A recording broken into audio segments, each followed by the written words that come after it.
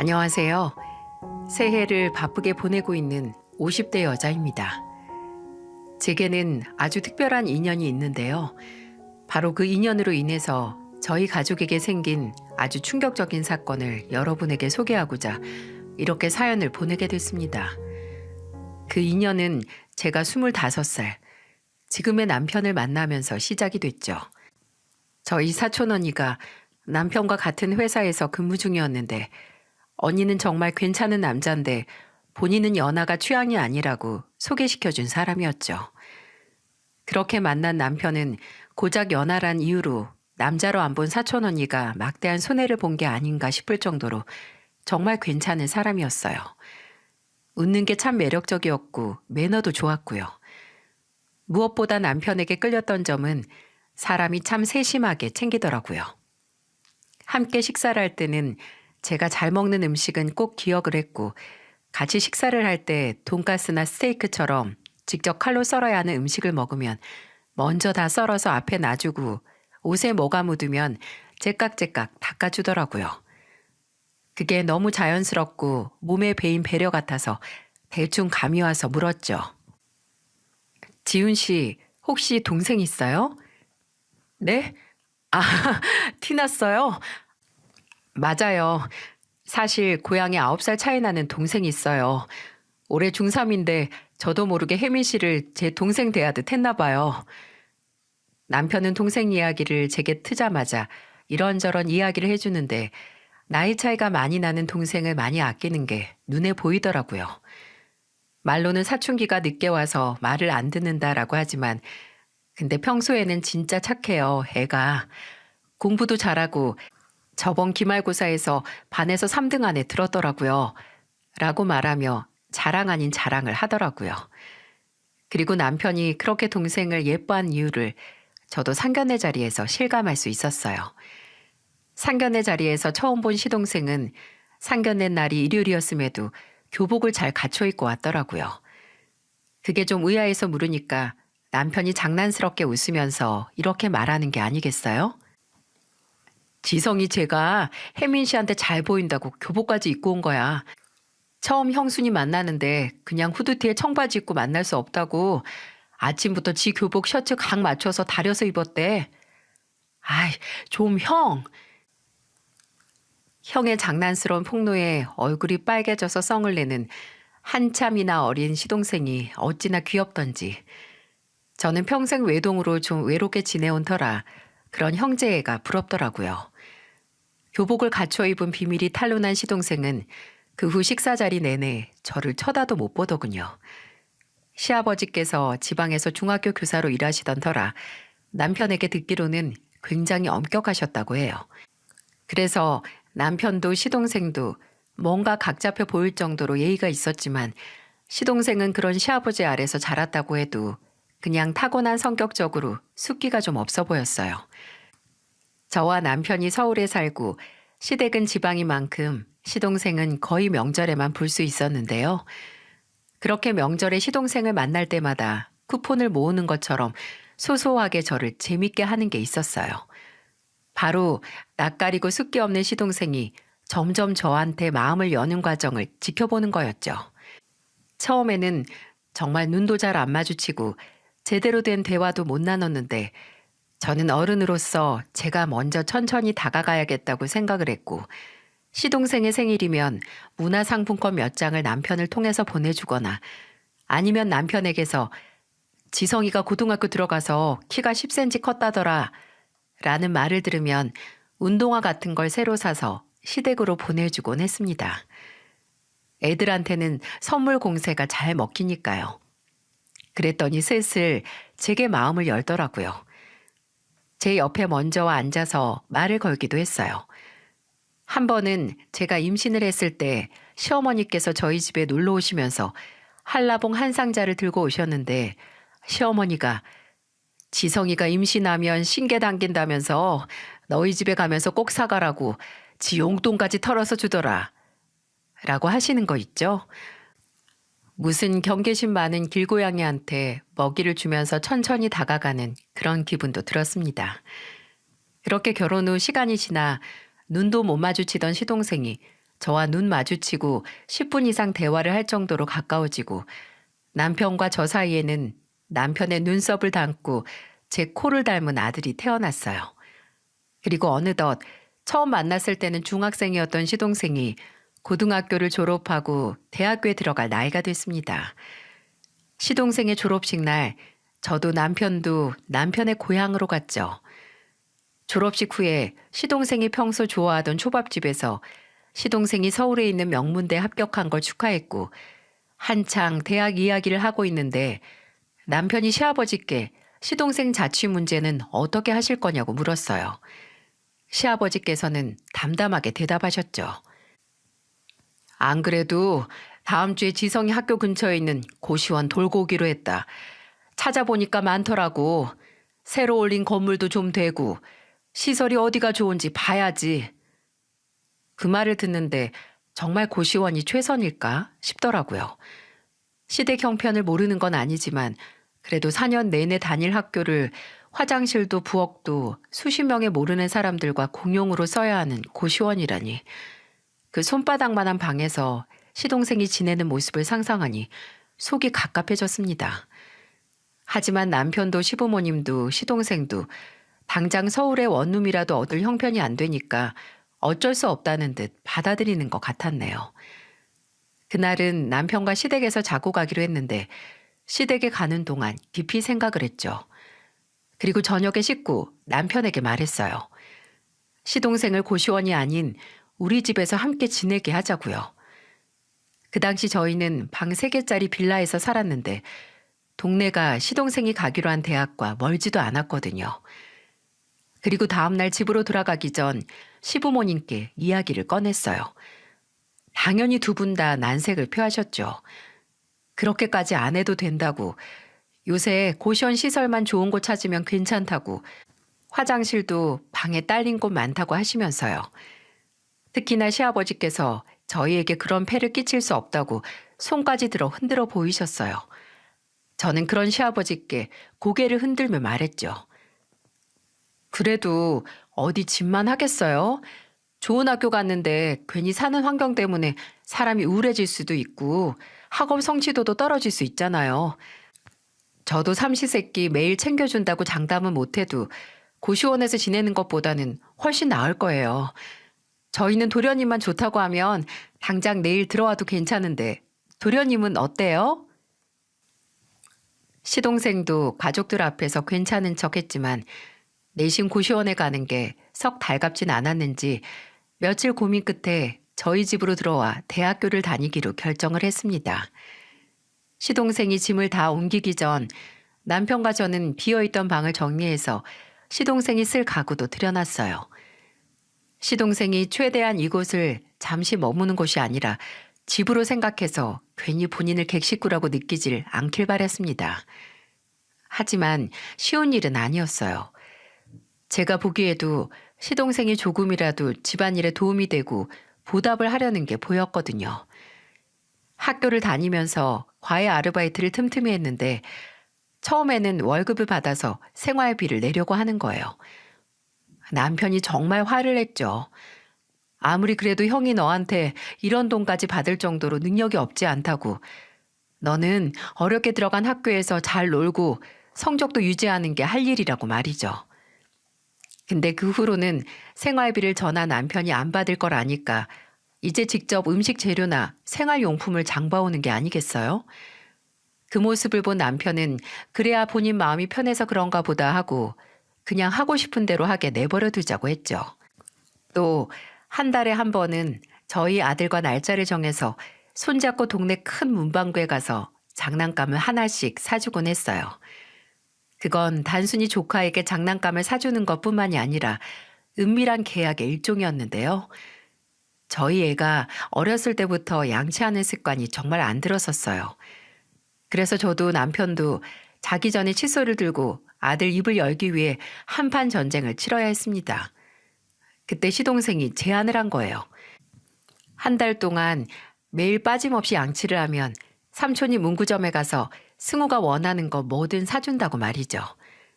그렇게 초코맛, 딸기맛 치약도 먹히지 않던 아들은 시동생과의 약속으로 인해 밥만 먹으면 바로 화장실에 달려가 양치를 했습니다. 이렇게 시동생은 저희 집에 엄청난 도움이 됐는데 본인만 모르는 것 같았어요. 한 번은 남편이 지성이가 학교 끝나고 동기들이랑 술만 마시면 집에 안 들어오는 것 같아. 그제도 술 먹고 들어간다고 동기 자취방에서 자고 간다고 했었잖아. 괜히 술 먹고 집에 들어오면 민폐라고 생각하는 건가? 라고 말하며 좀 서운하다고 하더군요. 형이 동생 술주정 좀 받아줄 수 있지 하고요. 근데 아무리 생각해도 이제 같은 집에 산 지 반년이 넘어가는데도 그렇게 눈치를 보는 게 저 때문인 것 같은 겁니다. 형하고 조카 그리고 형수 중에 가장 불편한 사람이 누구겠어요? 그래도 몇 년 동안 가족으로 살았지만 그래도 형수는 어렵나 보다 싶어서 괜히 시동생과 저 사이에 벽이 더 단단하고 높아진 것 같아서 씁쓸했는데 아직 그 벽이 허물어질 타이밍이 안 온 것일 뿐 불가능한 게 아니더라고요. 그날은 제가 몸 상태가 안 좋아서 밥만 안 치고 바로 약 먹고 잤거든요. 그렇게 땀 쭉 빼면서 자고 있는데 얼마나 잤는지 모르겠지만 귓가에 소음이 들리면서 눈이 먼저 떠지더라고요. 남편은 옆에서 자고 있고 휴대폰을 확인해 보니 밤 11시가 되고 있었죠.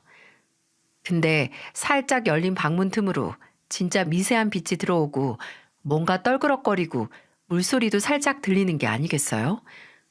뭐지 싶어서 푹 자서 깨어난 몸을 일으켜 나가봤더니 제가 일찍 잠에 들었음에도 불구하고 거실이 말끔하게 청소가 되어 있더라고요. 밟히는 거 하나 없이 말끔한 거실 바닥을 밟으며 물소리 근원지로 향하는데 주방 불이 켜져 있었고 그곳에는 묵묵히 뒤돌아서서 설거지를 하는 시동생의 등이 보였습니다. 도련님, 이 시간에 뭐해요? 아, 깨셨어요? 혹시 저 때문에 깨셨어요? 조용히 한다고 했는데 그릇 부딪히는 소리가 컸나 봐요. 죄송해요. 얼마 안 남았으니까 빨리 끝낼게요. 아니, 그게 아니고 혹시 거실도 도련님이 치운 거예요? 별로 할 것도 없었어요. 승우가 바닥에 장난감하고 책들만 치웠고 전 걸레질 한번 했는데요, 뭘. 아우, 도련님, 이렇게 안 해도 돼요. 내일 학교 가는 날이잖아요. 과제도 많으면서. 이 정도는 당연히 같이 사는데 저도 해야죠. 제가 먹은 그릇도 있고 저도 거실 쓰는데 형수님은 가끔 제가 아직도 중학생으로 보이시나 봐요. 걱정 마세요. 집안일을 학교 공부에 지장 갈 만큼 하진 않으니까요. 아, 그러고 보니 형수님 식사 안 하고 주무셨잖아요. 아까 나가서 즉석 죽 사왔는데 데워드릴까요? 그럼 죽은 됐고 라면이나 하나 끓여줄래요? 왜? 저번에 도련님이 친구들하고 놀러 갈 때마다 라면 당번이라면서요. 잘 끓여서. 그 소문난 라면 나도 한번 먹어보게요.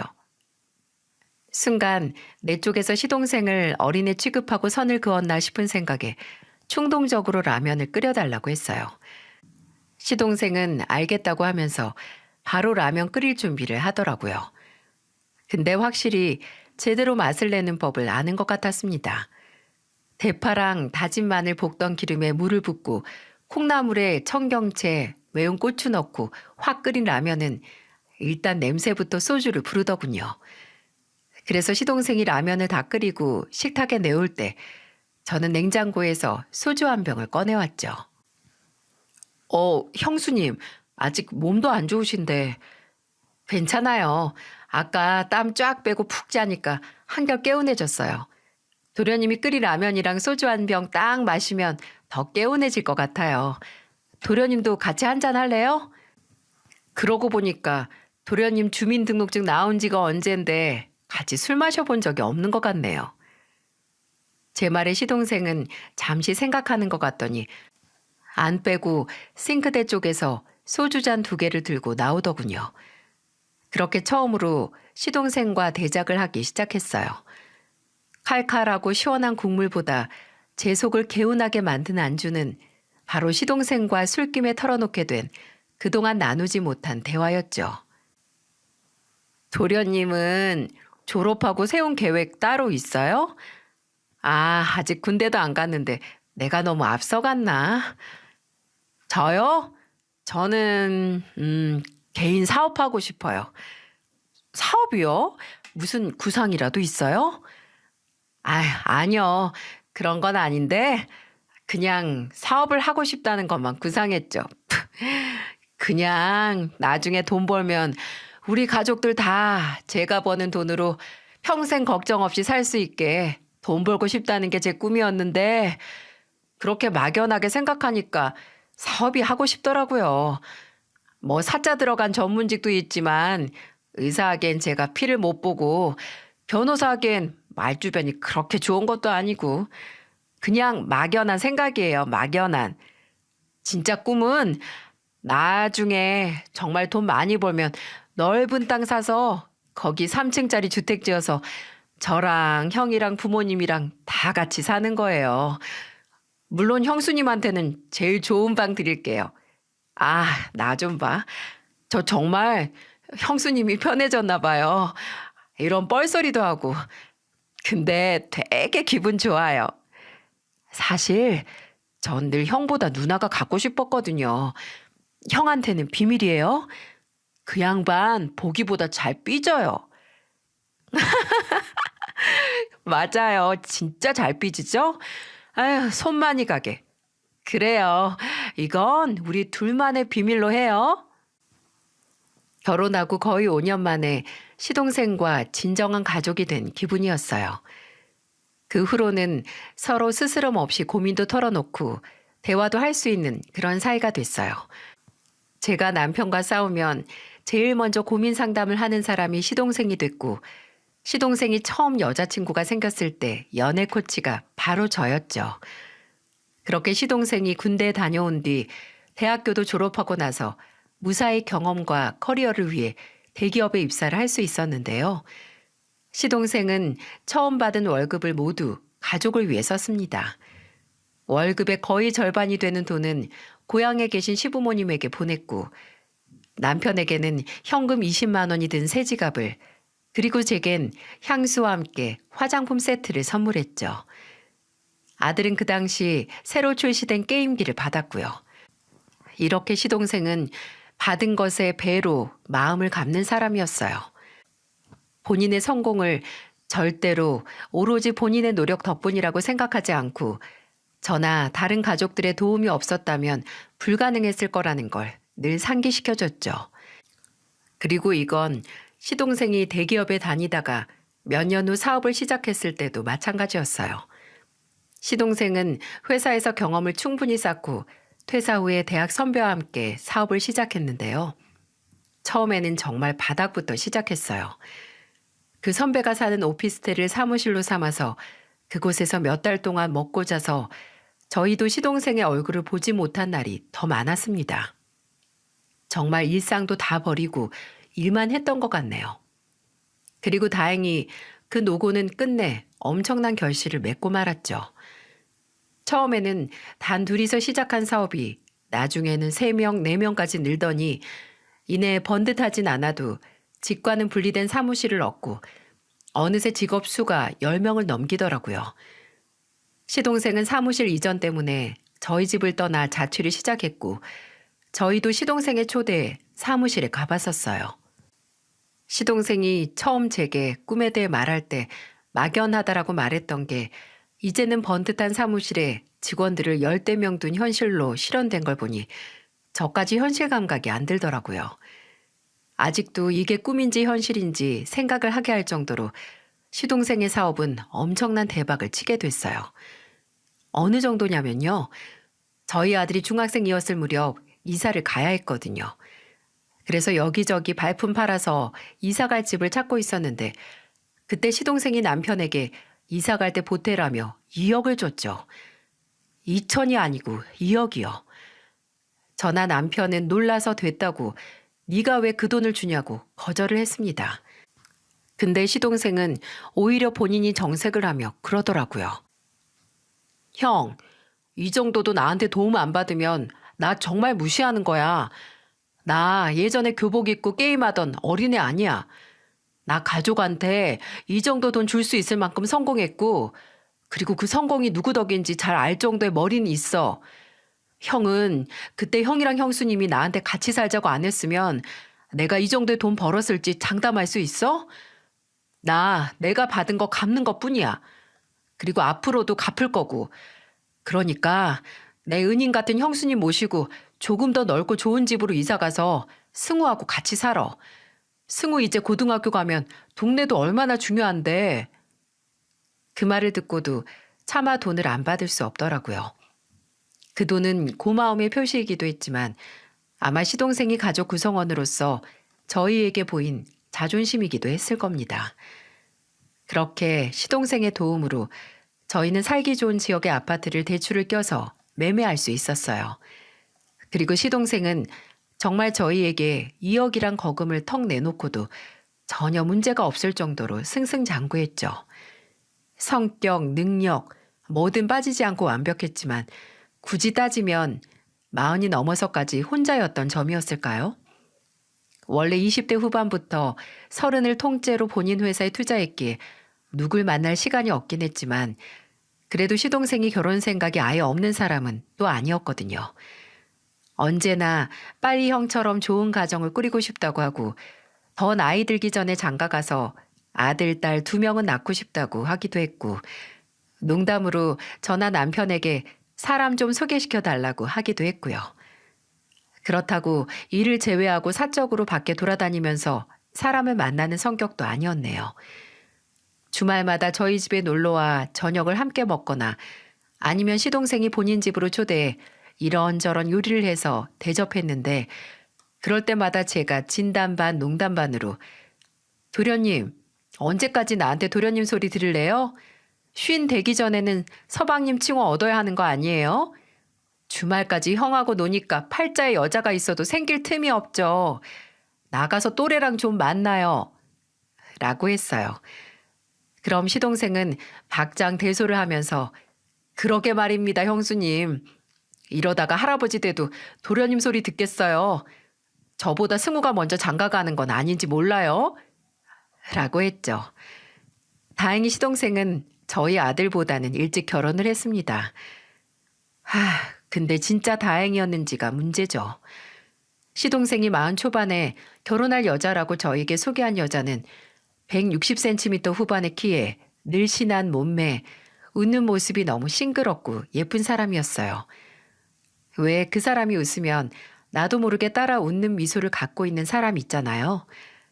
근데 처음 만나는 사람이 뭔가 낯익어서 만나는 내내 어디서 봤지? 하고 있는데 아니나 다를까 동서의 직업이 TV 광고 모델이었더라고요. 주로 케이블 채널 홈쇼핑 모델로 활동했는데 동서가 형님, 이게 제가 활동했던 사진이에요. 하고 보여주는 사진에 예전에 제가 홀린 데 샀던 자켓 화보도 있더라고요. 그걸 보면서 와, 우리 집안에도 방송물 먹은 사람이 들어오는구나 라는 생각에 연예인 보는 듯 신기하기도 했고 또 애교 많고 부친성 좋고 심지어 외모, 능력 다 되는 동서를 보고 저희 시동생이 드디어 제 짝을 만났구나 하는 생각에 흐뭇하기만 했네요. 근데 단 한 가지 좀 마음에 걸리는 게 있었는데 그때는 그냥 제 착각이겠거니 했어요. 뭔가 동서가 선을 긋는 듯한 겁니다. 사람이 그런 느낌이 있잖아요. 뭔가 대화 중간중간 선을 딱 긋는구나. 뭔가 개인주의적이다 싶은. 근데 뭐 오래된 사이도 아니었고 사람이 다 본인만의 스타일이 있으니 그러려니 했어요. 근데 불행하게도 이 그저 느낌뿐인 제 감상은 앞으로 일어날 대형 사고의 전조 단계였습니다. 시동생은 결혼 후 동서가 원하는 지역으로 옮겨서 신혼생활을 시작했어요. 원래는 저희 집에서 가까운 동네여서 얼굴도 종종 봤었는데 그러질 못해서 서운하다 싶다가도 그래도 무소식이 희소식이겠지. 둘이서 잘 살았으면 좋겠다 싶더라고요. 시동생도 원체 일이 바쁜 사람이고 동서도 생기니까 사생활이 중요해져서 거의 명절에만 만나는 사이가 됐지만 그만큼 오랜만에 얼굴 보면 더 애틋하더군요. 동서도 저나 시부모님에게 참 싹싹하게 잘 다가오고 이건 뭐냐, 저건 뭐냐, 궁금한 것도 많고, 뭘 하면 본인이 거들려고 나서기도 잘하더라고요. 무엇보다도 시동생이 신혼 시절 얼굴이 확 핀 게 눈에 보여서 다행이다 싶었습니다. 근데 그것도 몇 년 가지 않았어요. 시동생이 결혼하고 3년이 지나고 4년이 지나도 어쩐지 임신 소식이 들려오지 않는 겁니다. 물론 제가 알 바 아니고 당사자 둘의 일이지만 결혼 전부터 시동생이 신혼집 리모델링 할 때 다른 방들보다 아이방 먼저 만들 정도로 얼마나 빠르고 간절하게 아이를 원했는지 알기에 신경이 쓰일 수밖에 없었어요. 하루는 남편이 시동생에게 어째 좋은 소식이 안 들려온다? 라고 물으니 시동생이 정말 좀 심각한 표정으로 그러더라고요. 안 그래도 시도를 안 하는 건 아닌데 몇 년째 소식이 없으니까 나도 불안해. 아무래도 내가 나이가 많으니까 나한테 문제가 있는 건 아닐지. 만약 그렇다면 민주한테 미안해서 어떡해? 민주도 나만큼 아이를 원하는데. 저와 남편은 시동생에게 걱정 말라고 요새는 기술이 좋아서 시험관도 있고 심각한 게 아니면 치료도 가능하다고 하니까 동서와 의논 후에 천천히 생각해 보라고 위로를 해줬습니다. 그리고 몇 달 후 시동생의 생일날, 시동생이 생일 당일에 저희를 집으로 초대했어요. 맛있는 거 많이 해줄 테니까 조카랑 같이 오라고요. 그래서 평소 운동을 좋아하는 시동생을 위해 운동복 몇 벌을 사서 갔죠. 요리를 좋아하는 시동생은 뭐 감바스니 샐러드 파스타니 하는 온갖 음식을 만들어 놓고 저희를 기다리고 있었는데 동서가 안 보이는 거예요. 들어보니 점심에 같이 케이크에 촛불 켜고 친정에 갔다고 하더군요. 뭔지 모르게 살짝 불편한 마음을 애써 감추고 시동생이 차려준 음식 먹고 이런저런 대화를 나누는데 새 컵이 필요해서 제가 싱크대 쪽으로 갔거든요. 근데 살림 해보신 분들은 아실 거예요. 인덕션 겉에 두껍게 코팅될 정도로 쌓일 기름은 하루 이틀 사이에 생기지 않는다는 것을요. 주방 안쪽에 들어가자마자 인덕션 주변에 덕지덕지 눌러붙은 기름과 심지어 착색까지 된 게 주방 청소를 오랫동안 안 했나 싶더라고요. 그리고 냉장고에서 음료수를 꺼내려는데 점심에 생일 케이크에 초를 붙였으면 케이크가 남아있어야 하는 거 아닌가요? 그런데 냉장고를 포함해서 주방 어디에도 케이크 상자를 보지 못했어요. 불편한 생각은 작아질 줄 모르고 점점 짙어져 가는데 그 생각에 활용점정을 찍는 걸 목격하고야 말았습니다. 화장실에 가다가 방문 하나가 열려 있어서 생각 없이 눈길이 가서 보게 됐는데 와, 저는 혹시 동서가 야반 도주를 했나 싶더라고요. 드레스룸으로 보이는 방 안에는 방금 좀도둑이 들어와서 물건을 뒤졌다고 해도 믿을 정도로 엉망이었어요. 저는 시동생과 몇 년 함께 살면서 이미 생활 패턴을 잘 알잖아요. 엄격한 시아버지의 영향으로 군대 가기 전에도 늘 정리정돈이 몸에 배어있는 스타일이었는데 필히 이 엉망진창의 원인은 동서구나 싶었죠. 정신이 빠진 얼굴로 너저분한 방을 보고 뒤돌아서려고 하는데 그때 드레스룸 구석에 있는 가득 쌓인 쓰레기통에 아래에 떨어진 무언가가 제 눈에 들어왔어요. 핑크색으로 보이는 포장지. 그건 저도 잘 알고 있는 거였어요. 바로 피임약이었습니다. 총 24알이 들어있는 알루미늄 포장이 텅 비어서 쓰레기통 아래에 떨어져 있던 거예요. 떨어져 있는 건 분명 쓰레기 맨 위에 있다가 떨어진 걸 테니 버린 지 얼마 안 됐다는 거고 꽤 오래 최근까지 복용을 했던 거죠. 순간 한쪽에서는 시동생이 혹시 본인 몸에 문제가 있어서 임신이 안 된다고 걱정을 하는데 다른 한쪽에서 동서는 피임약을 복용 중이었던가 하는 생각에 별의별 상상을 다 하게 됐어요. 정말 몇 날 며칠 이걸 그냥 모른 척 넘어가야 하나 아니면 무슨 말이라도 해야 하나 고민을 했습니다. 그리고 끝내 동서에게만이라도 말을 해봐야겠다 싶었어요. 그래서 하루 날을 잡고 동서와 식사를 같이 하자는 핑계로 만나 이야기를 했습니다. 혹시 임신 생각이 전혀 없냐고요. 저요? 저도 당연히 한시라도 빨리 아이 갖고 싶죠. 그 사람 나이도 있는데.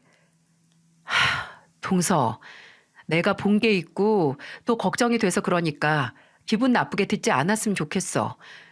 내가 저번에 서방님 보러 동서 집에 갔다가 버린 지 얼마 안 된 피임약을 봤거든? 임신 문제야 당연히 부부의 일이고 삼자 개입 없이 둘이서 상의하는 게 맞는데 동서도 알잖아. 서방님이 얼마나 아이를 원하는지. 근데 안 생기니까 혹시 본인 몸에 문제가 있는 건 아닐까 엄청 걱정하고 있어. 동서한테도 미안해하고. 동서가 만일 아이를 갖고 싶지 않아서 약을 복용한 거면 지금이라도 솔직하게 서방님한테 털어놓고 상의를 해. 끝을 내든 의견을 조율하든 이대로 서방님이 본인 탓만 하면서 괴롭게 만들지 말고. 아, 우리 형님이 걱정하셨구나. 사실 이번 달에 제가 약을 먹은 건 맞아요. 회사에서 좋은 광고 제의가 들어왔는데 그게 촬영이 6개월 후라서 지금 아이가 생기면 물거품이거든요. 저도 그 사람이 아이를 얼마나 원하는지 아니까 지금은 당장 때가 아니라고 하면 상처받을까 봐 걱정돼서 말 못했던 거지. 다른 생각은 없었어요. 걱정 마세요. 이 광고만 끝나면 정말 아이 가질 거예요. 그러니까 걱정 마세요. 우리 형님이 어린 서방님 생각하는 건 알아줘야 한다니까. 그리고 동서의 말을 더 이상 의심하지 못했던 게 정말 반년 후 동서는 임신 소식을 알려왔습니다. 그 말이 정말이었다는 안도감이 몰려왔죠. 시동생은 사업을 하고 첫 대형 거래를 성사했을 때보다 기뻐서 어쩔 줄 몰라 했어요. 그래도 퇴근 시간이 7시는 됐던 사람이 동서가 임신 후에는 5시에 조기 퇴근해서 집으로 가 혼자서 집안일 싹 다 하고 남은 시간은 동서 수발을 들면서 재택근무를 하더라고요. 저와 남편에게 연락해서 임신했을 때 당겼던 것, 절대 멀리해야 하는 거, 임신 달마다의 기분 변화 등등 예비 아빠로서 알아야 하는 건 모조리 다 알아갔습니다. 시동생은 매일 딸이었으면 좋겠다. 아니 아들도 좋은데 아니 만약 딸이라면 이라고 심경의 변화가 임산부보다도 더 심했죠. 그렇게 태어날 아이를 위해 하루하루 설레했고 만반의 준비를 다 해가던 와중 동서가 임신 26주 정도 됐을 때 임신을 하고 처음으로 시동생이 지방으로 출장을 가야 했어요. 그래도 임신한 동서를 두고 집을 비우는 게 마음이 안 놓인다며 미루고 미루다가 안 가려고 하는데 안 되는 데까지 온 거죠. 가기 전에도 제게 혹시 시간이 된다면 한번 들여다 봐달라고 간곡히 부탁까지 하고 그제야 출장길에 오르더군요. 그렇게 임신한 동서와 뱃속의 아이를 끝까지 걱정하며 떠난 시동생은 차마 본인 걱정은 못해나 봅니다. 시동생이 출장을 가고 이틀 후 동서에게서 울면서 전화가 왔어요. 시동생이 하루 일찍 출장을 끝내고 서울로 오다가 접촉사고가 크게 났고 지금 병원으로 후송 후 수술 중이라고 말입니다. 저도 남편도 놀라서 바로 시동생이 수술 중이라는 병원으로 달려갔어요. 부푼 배를 끌어안고 울고 있는 동서는 저를 보자마자 매달려서 더 큰 소리로 울기 시작했어요. 형님, 남편 잘못되면 저 어떻게 해요? 저랑 뱃속의 아이는 어떻게 살아요? 패닉에 빠진 동서를 보면서 저 또한 정신을 차릴 수 없었고 그렇게 든든하고 강철과도 같은 형이었던 남편도 끝내 수술실 앞에서 눈물을 흘렸습니다. 시동생은 사고로 인한 척추와 골반 수술을 비롯해 몇 차례 걸친 수술을 견뎌야 했고 다행히 수술은 무사히 끝났고 경과를 지켜봐야 한다는 의사 선생님의 말을 들을 수 있었어요. 수술은 잘 됐다고 했지만 의식은 좀처럼 되돌아오지 않은 터라 저도 다른 가족들도 안심을 할 수 없었어요. 동서는 매일같이 임신한 몸으로 시동생의 곁을 지키려고 했기에 저도 그런 동서를 돕기 위해 자주 시동생의 병실에 찾아갔습니다. 그때 잠들어 있는 것 같은 시동생을 보면서 잠도 못 자고 하염없이 눈물을 흘리는 동서를 보고 저게 사랑이라고 순진하게 생각을 했어요. 그게 모두 연극이었다는 걸 세상에 누가 알아챌 수 있겠습니까? 오전에 동서가 시동생 간병을 하면 제가 오후쯤 가서 교대를 하고 동서가 잠을 자고 쉬고 올 수 있게 했는데 그날은 좀 일찍 집에서 나와 다른 날보다 한두 시간 정도 전에 병원에 도착을 했거든요. 가기 전에 뭐 마실 거나 먹을 거 사갈까 싶어서 병원 앞에서 동서에게 전화를 했는데 통화 중이더군요. 대수롭지 않게 생각을 하고 시동생이 있는 병실에 갔는데 2인실인 병실에 딸랑 시동생 혼자 누워있는 게 아니겠어요? 그때 간호사분이 들어와서 보호자를 찾더라고요. 제가 들어도 되지만 동서라면 직접 듣고 싶어 할 것 같아서 다시 동서에게 전화를 걸었는데도 대체 무슨 전화인지 계속 통화 중이었어요. 일단 간호사 선생님께 양해를 구하고 나가서 동서를 찾았어요. 화장실에 들렀다가 나와서 혹시 환자복을 새로 받으러 간다 싶어서 복도를 지나고 있는데 그때 이게 대체 무슨 소리죠? 정말 찢어지는 것처럼 사람이 깔깔깔 웃는 소리가 비상구 쪽에서 나는 겁니다. 평소 같았으면 그 찢어지는 웃음소리가 행여 동서의 목소리라고 상상도 못했을 거예요. 그때는 무슨 촉인지 문에서 가까이 들리는 웃음소리에 저는 엘리베이터를 통해서 한층 위로 올라가서 비상구 문을 슬며시 열었어요. 그리고 어렴풋이 아래층으로 보이는 동서의 정수리를 발견했죠. 비상구 하나 아래층 벽에 기대서 전화 통화를 하고 있는 동서는 들고 있는 휴대폰 너머의 상대에게 세상 날티나는 말투로 말을 하는데 저게 내가 아는 그 사람이 맞나 싶더라고요. 하지만 그 의외의 모습보다도 더 충격적이었던 건 바로 그 대화의 내용이 너무나 원색적이고 속이 터지다 못해 녹아내릴 만한 내용이었기 때문이었네요. 걱정하지 마. 아직도 눈 하나 못 뜨고 손가락 까딱 제대로 못하는데 깬다고 해도 정상적으로 구실이나 하겠어? 지들도 양심이 있으면 반병신 된 인간 평생 나한테 수발 들라고 못하고 먼저 이혼하고 살 길 찾아가라고 하겠지. 여기 인간들은 그러고도 남아. 세상 착한 척은 지들끼리 다 하거든. 그래, 그렇다니까. 그러니까 넌 앞으로 나한테 잘할 생각이나 해. 예전처럼 딴 여자한테 눈 돌리면 바로 나가리니까. 알겠어? 인생은 삼세판이라고. 내가 너한테 두 번째 기회 준 줄이나 알아. 그거면 다야? 내가 돌아가면서 반병신 된 인간 재산도 가져갈 테니까 나 잘 모시고 살 준비나 하셔. 어? 아, 그래. 내가 아는 재산만 20억이야, 20억. 몽땅은 아니어도 어느 정도 내가 가져갈 수 있겠지. 뭐, 못 깨어나면 몽땅이지만. 이게 사람이 할 수 있는 대화인가요? 여기서 반병신은 누구고 착한 척하는 인간들은 누구인지 감이 오시죠? 착하고 애교 있던 동서는 사실 품 안에 독을 품고 있는 저열한 독사였던 겁니다. 당장 동서가 듣는 귀 상상도 못하고 떠들고 있는 말들을 듣는 것만으로도 후들거리는 다리를 다잡느라 차마 녹음을 하지 못했어요. 그리고 당장 이게 대체 무슨 말이냐고 제가 뛰어든다고 해도 몇 년 동안 저런 모습을 감추고 산 인간이 얼마나 연기를 잘하겠습니까? 그래서 일단 그날은 가만히 잠자코 있었고 뒤에서 저 독사의 독을 몽땅 뽑아내 잡을 계획을 세웠어요. 원래 여우를 잡기 위해서는 여우가 되어야 한다고 하잖아요. 저는 흥신소를 찾아갔습니다. 사무실에서는 성금만 바로 준다면 지금이라도 탈탈 털어줄 수 있다고 걱정 말라고 장담하더군요.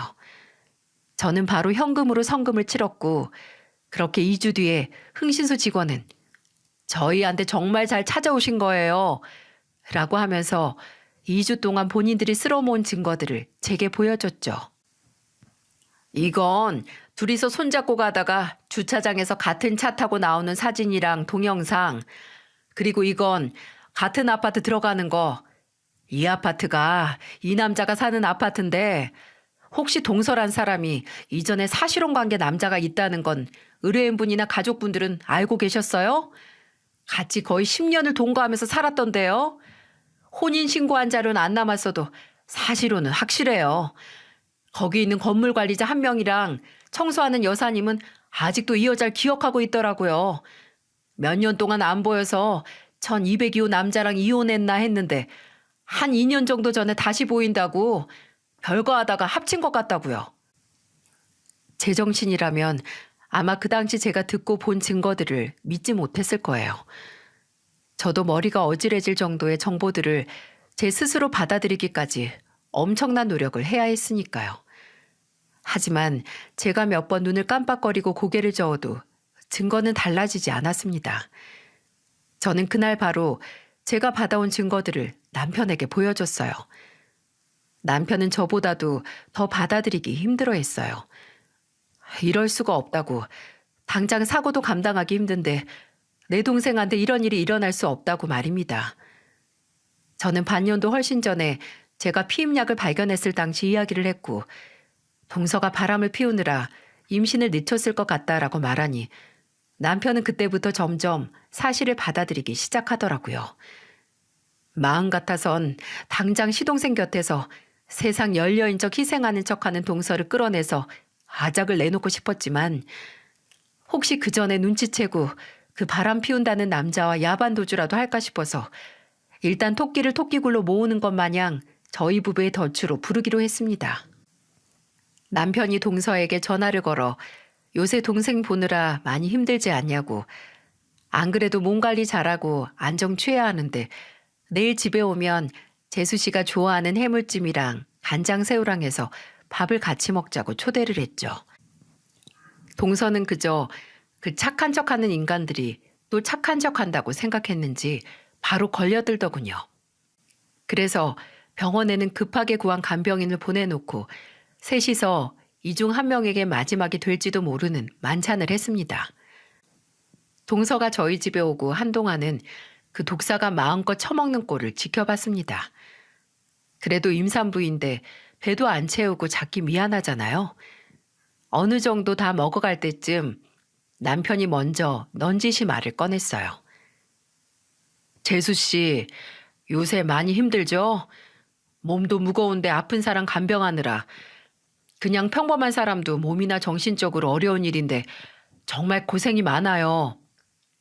아휴, 뭐 그렇게까지 힘들지 않아요. 제 남편이고 제 가족인데 당연한 거죠.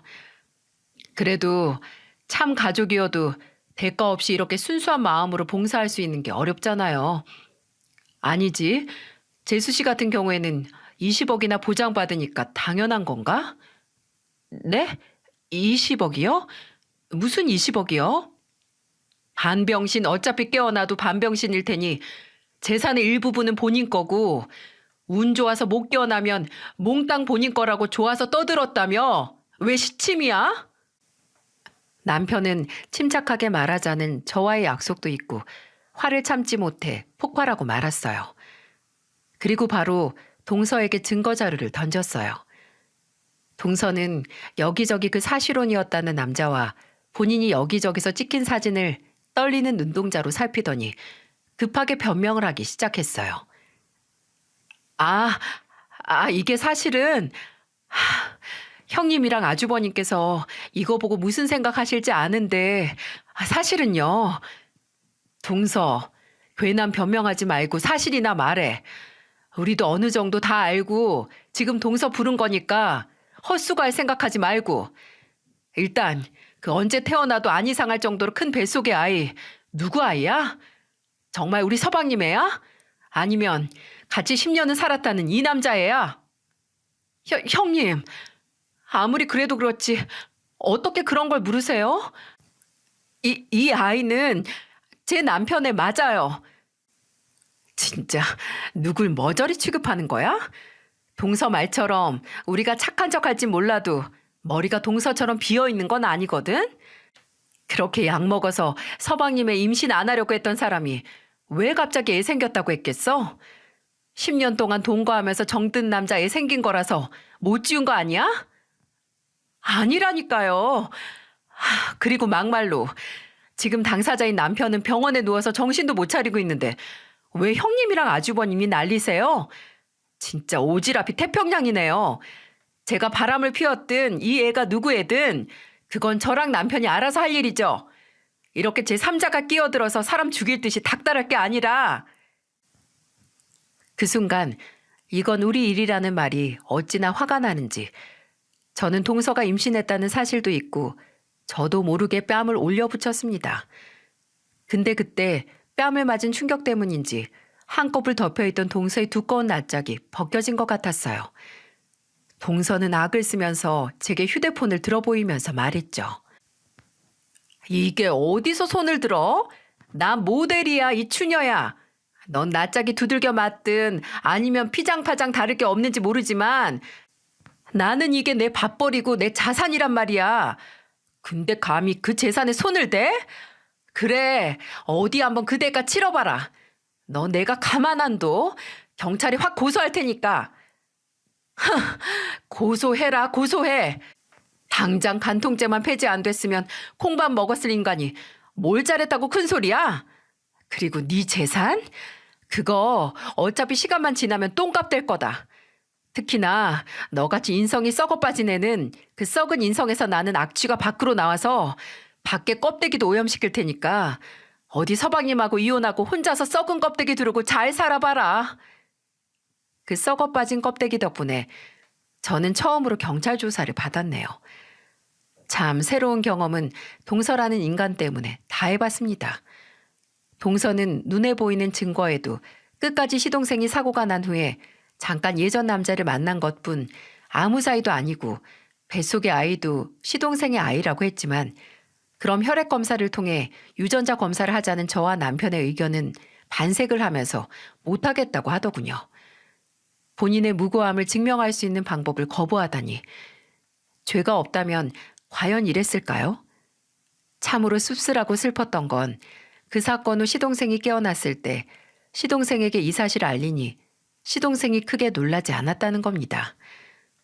저도 남편도 막 깨어난 지 며칠이 안 돼서 아직 현실이 구분이 안 가나 했는데 사실 동서가 누굴 만나고 있다는 느낌은 임신 소식을 듣기 이전에 본인도 느끼고 있었다는 거예요.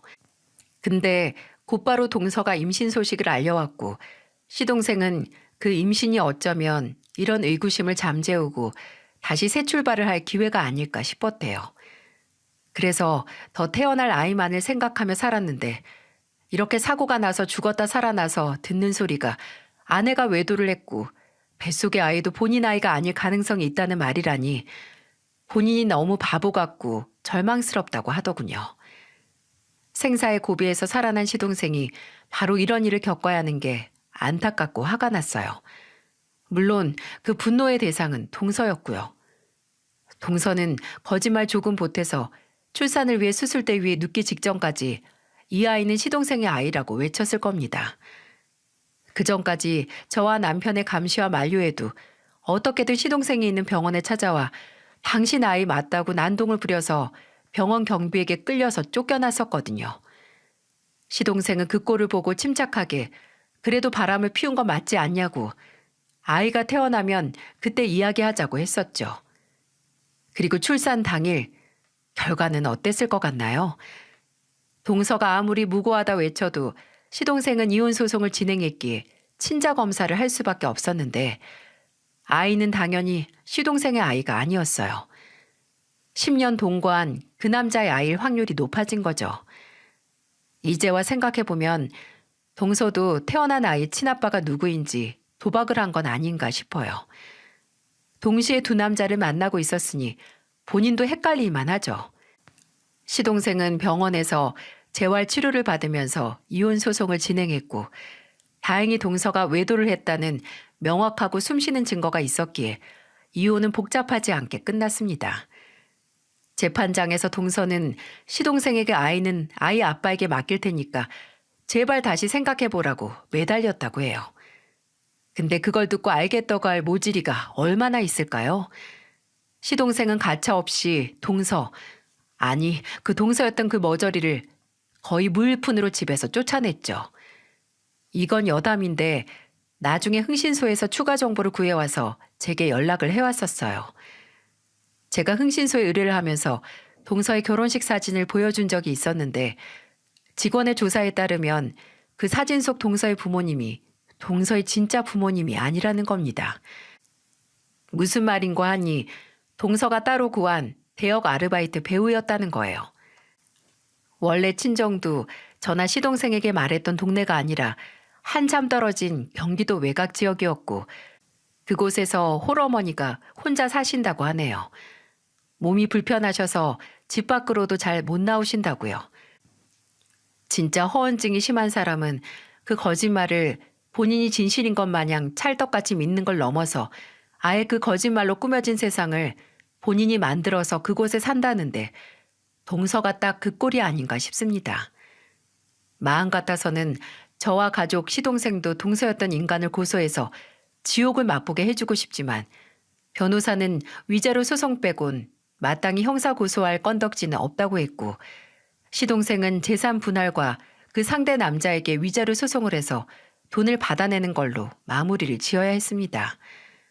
성엔 차지 않았지만 나중에 혼자 아이 키우면서 분유값도 얻고 기저귀도 쓴 걸 잘라서 또 쓴다고 시동생에게 연락을 해서 돈 좀 보내달라고 매달리는 동서의 소식을 들으니 본인이 판 무덤에 들어가 스스로 지옥을 마땅히 겪고 있는 것 같더라고요.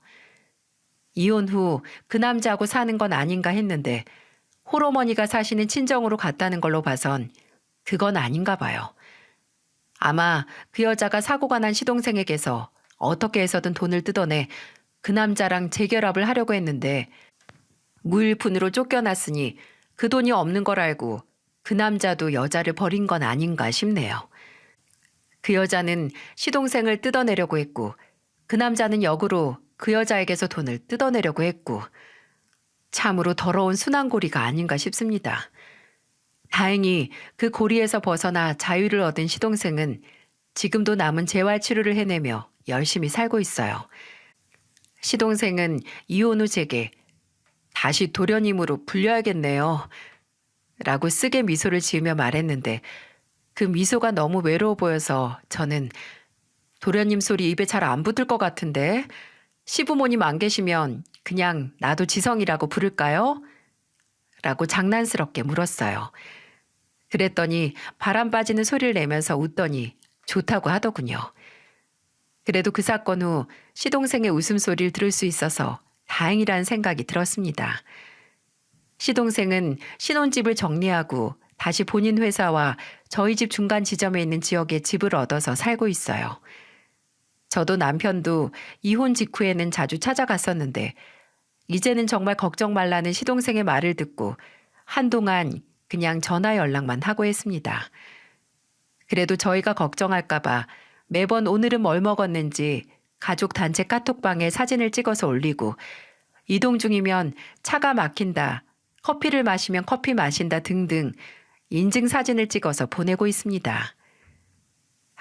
본인이 겪은 일도 감당하기 벅찰 텐데 걱정할 가족을 위하는 모습만 봐도 시동생은 정말 이런 일을 겪어서는 안 되는 사람이라는 생각만 짙어져 가네요. 아까도 이 기억을 짜내가면서 사연을 써내려 가는데 시동생이 문자를 보냈더라고요. 저녁 뭐 먹을지 골라달라고요. 제육볶음이랑 부대찌개 중 골라달라고 해서 집에 그것보다 맛있는 감자탕이 있으니 먹고 가라고 했네요. 솔직히 말하면 결혼을 하고서도 시동생은 제게 종종 교복을 입고 고개도 못 들던 어린애처럼 느껴질 때가 많았어요. 근데 이제는 큰 인생의 파도를 스스로 묵묵히 넘는 어른이라는 느낌이 커졌습니다. 하지만 혼자의 힘으로 그 큰 파도를 이겨낼 수 없을 테니 저도 다른 가족들도 옆에서 끝까지 남아서 힘을 줘야겠죠. 부디 이 사연을 듣는 많은 분들이 딱 한 번씩이라도 파도를 넘는 제 시동생에게 응원하는 따뜻한 마음을 보내주셨으면 좋겠습니다. 세상 모든 일은 혼자만의 힘으로 해결되는 게 없으니까 저도 구독자 여러분이 그 어떤 인생의 파도가 와도 그 파도를 오히려 즐기고 손쉽게 넘길 수 있도록 기도하겠습니다. 모두 감사합니다.